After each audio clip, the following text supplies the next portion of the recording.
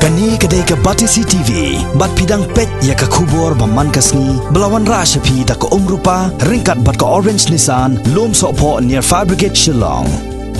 New Nissan Kicks. Bookings open now.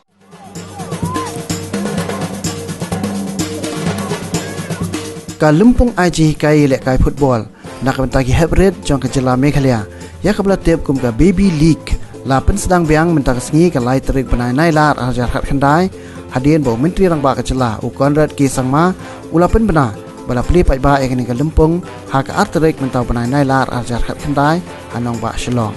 ha ni kalumpung aji kai